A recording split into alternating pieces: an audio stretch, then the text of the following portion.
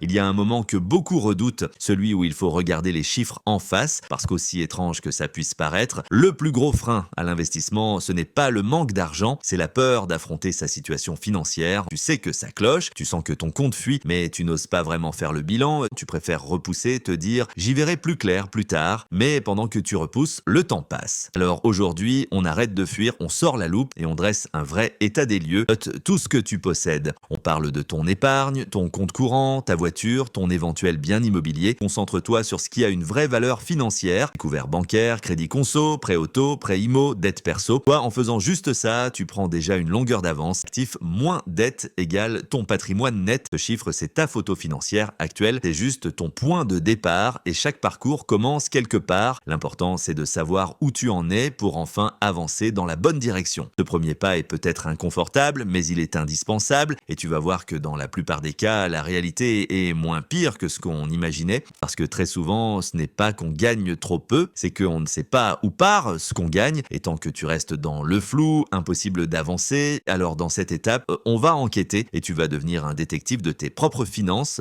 Voici comment faire. Simplement, récupère tes 3 derniers relevés bancaires. Pas besoin d'un outil compliqué. Télécharge tes transactions depuis ton appli bancaire ou ton site bancaire. Tu vas les analyser à la loupe. Classe chaque dépense dans 3 catégories. Les essentiels, loyer, alimentation, transport, facture. C'est ce qui te permet de vivre. Les non essentiels, resto, shopping, Netflix, sorties, ce sont les extras, agréables mais pas vitaux. Les fuites invisibles, abonnements oubliés, achats compulsifs, Uber Eats de minuit, ce sont les euros qui partent sans que tu t'en aperçoives. Et tu vas voir, en mettant tout ça à plat, tu vas tomber de ta chaise parce qu'il y a des dizaines, parfois des centaines d'euros par mois qui sortent sans te rapporter aucune valeur. Mais attention, ce n'est pas une séance de culpabilité. Tu n'es pas là pour te flageller, tu es là pour comprendre. Tu regardes ton argent comme un scientifique analyse une expérience, tu observes, tu prends des notes et tu décides de reprendre le contrôle.